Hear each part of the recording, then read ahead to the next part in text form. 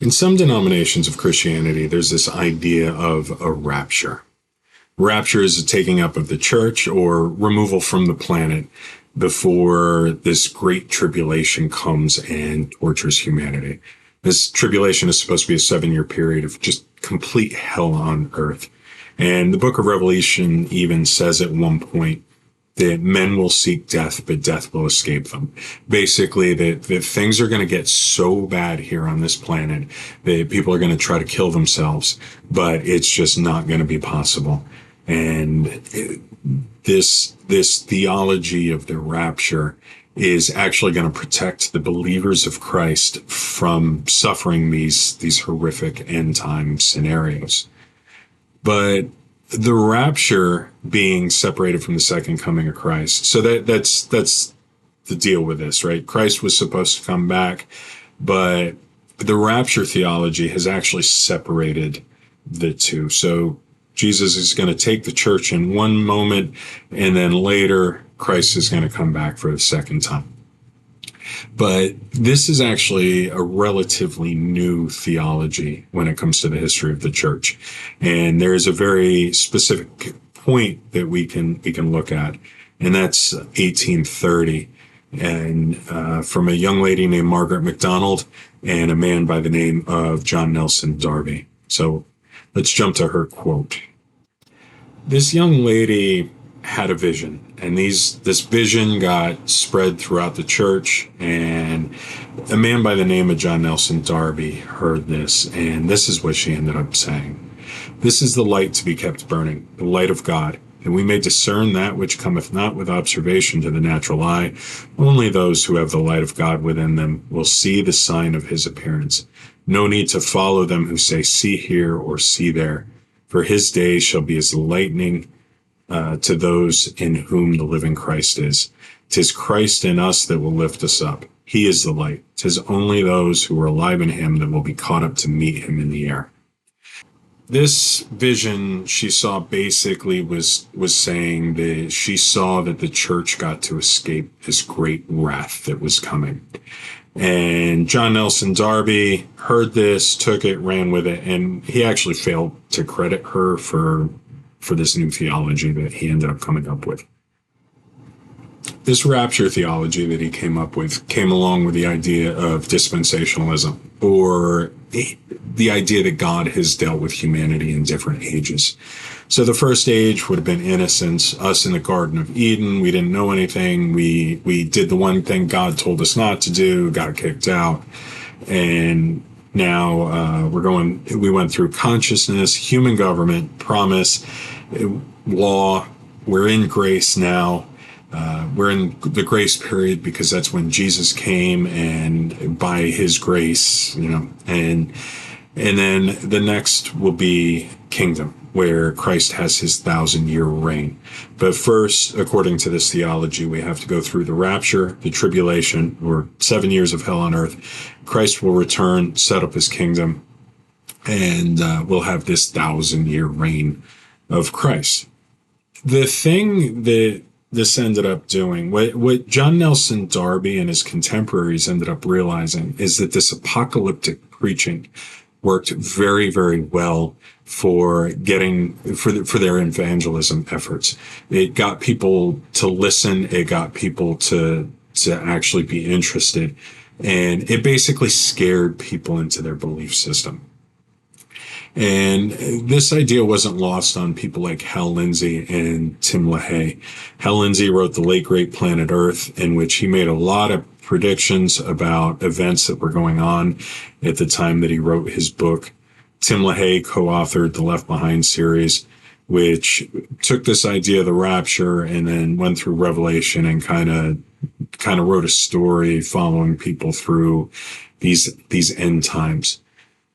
But Hal Lindsey, in particular, used ideas like the rebirth of Israel in 1948, the recapture of Jerusalem in 1967, and some of the other movements politically in that time as proof that the end times had begun.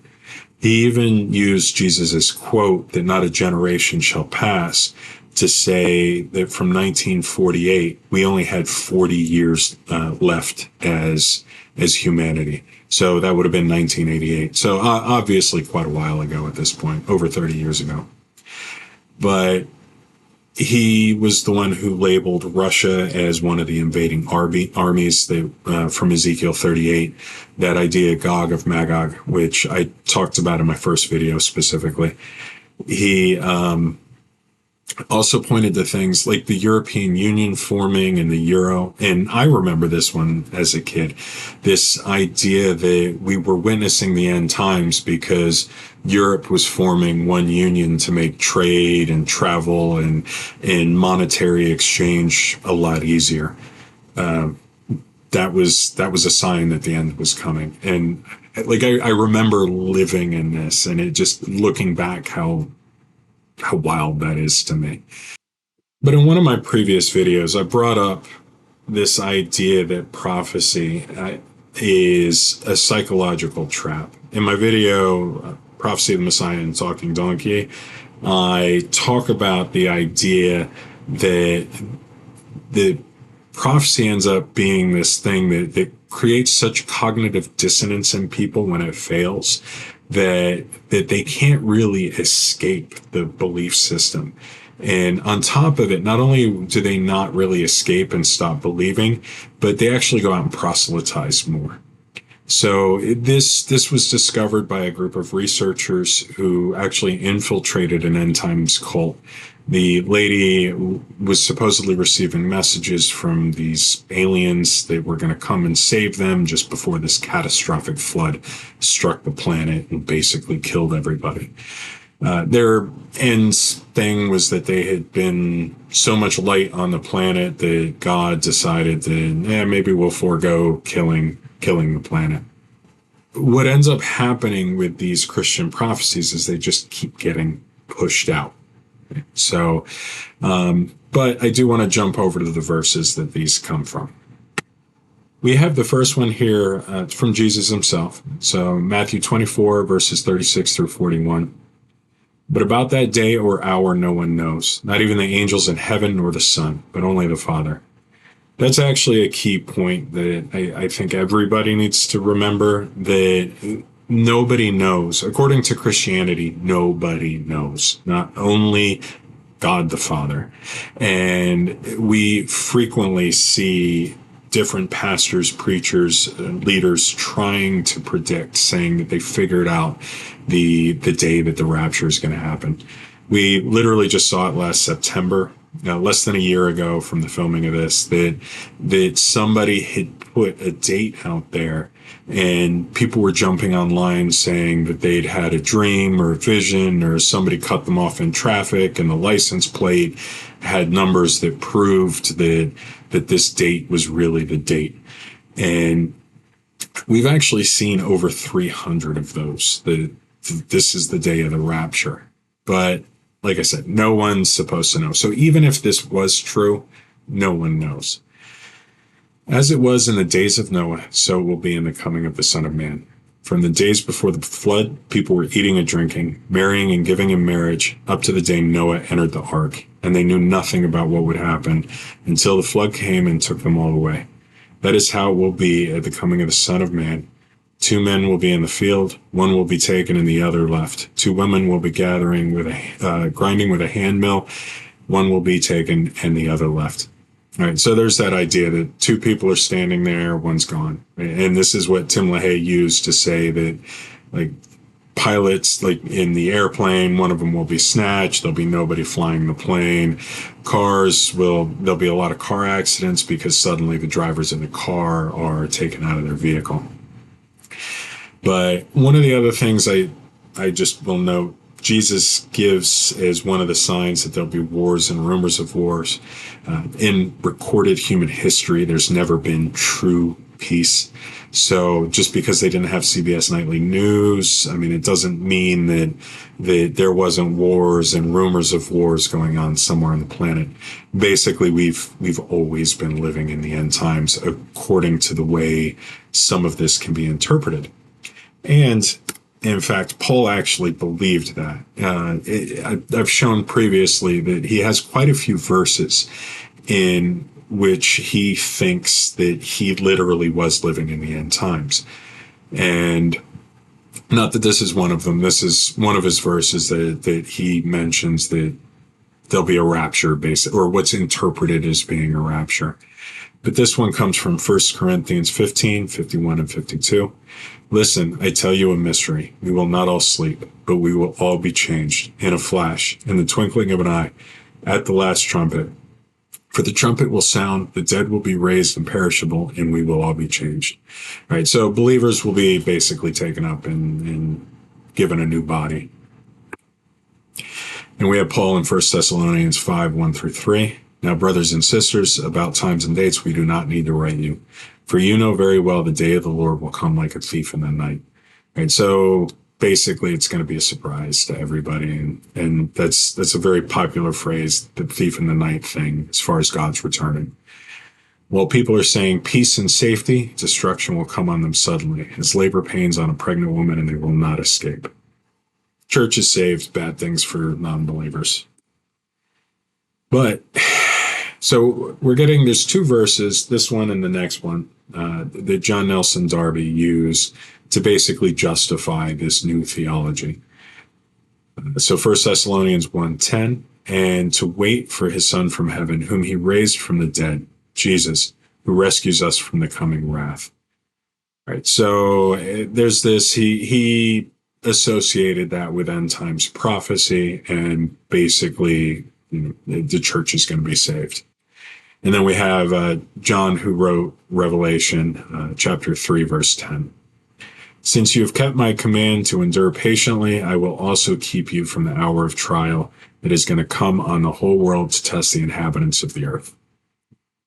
This entire theology came out of a private vision and two verses, which generally when somebody has a private vision, like that by itself should be considered very suspect. I mean, it's not something that really is great to take, especially considering that this came 1,800 years after the guy who the religion is built around lived, which means that it was not his theology. It was the theology of this young lady and this guy, which is very, very suspect in and of itself. The other thing about these is that building a religion out of fear is wildly unhealthy. You wouldn't do this in a relationship. You wouldn't want something with your spouse that was built on lies and fear. That idea that there's always this wrath that is behind somebody. It just leads to abuse and a victim. There's an abuser and a victim in a case like this. And so why we would accept that out of a religion, I don't know.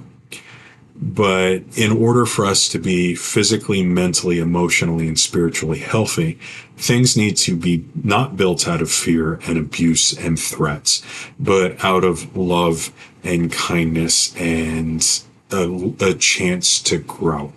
And that is not what these theologies offer. The other thing that I like to say is if we can't be truthful with ourselves, how are we ever going to be truthful with God? So this idea that we are building a theology on lies. Now, obviously, I can't prove that something's not going to happen in the future. So these so-called prophecies, I can't prove that, but just as much as they can't prove that they're actually going to happen, right?